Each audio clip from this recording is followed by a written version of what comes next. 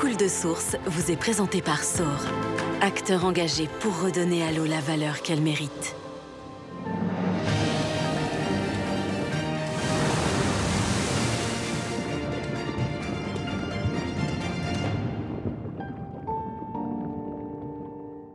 Alors que certaines régions de France sont déjà en restriction d'eau, d'autres pourraient bientôt être concernées. Tous les agriculteurs ne pourront irriguer leurs champs autant qu'ils le souhaitent dans les prochains mois. Alors certains s'y préparent. Nous avons rendez-vous à Flour, en Occitanie. Guillaume cultive les amandiers. Je fais les deux ou qu'une? À chaque arrosage, les plantes ne prélèvent qu'une partie de l'eau. Le reste finit dans les nappes phréatiques.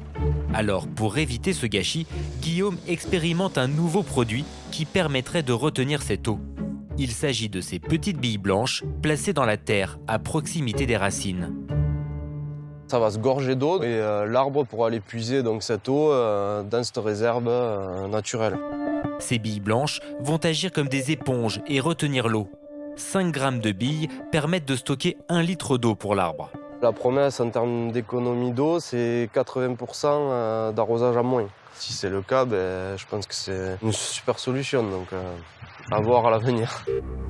Mais en quoi sont faites ces petites billes? Comportent-elles des risques pour la culture et l'humain? Pour en savoir plus, nous sommes allés à la rencontre de Samuel Philibert en Alsace, près de Mulhouse. Il est le fondateur de la marque. C'est 99% de potassium et des algues. 100% biodégradables, naturelles, et donc ça permet de retenir l'eau dans le sol. Ces billes sont actives 5 ans et pourraient être une solution pour l'agriculture qui consomme à elle seule 70% des ressources en eau douce dans le monde. Nous, aujourd'hui, quand on vend 800 tonnes de nos solutions de réservoirs d'eau solide aux agriculteurs, on leur fait économiser 65 millions de litres d'eau. Samuel Philibert compte tripler sa production d'ici 2024 et s'attaquer au marché étranger.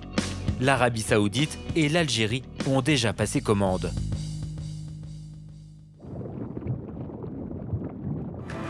Ça coule de source vous a été présenté par Saur. Ensemble, redonnons à l'eau la valeur qu'elle mérite.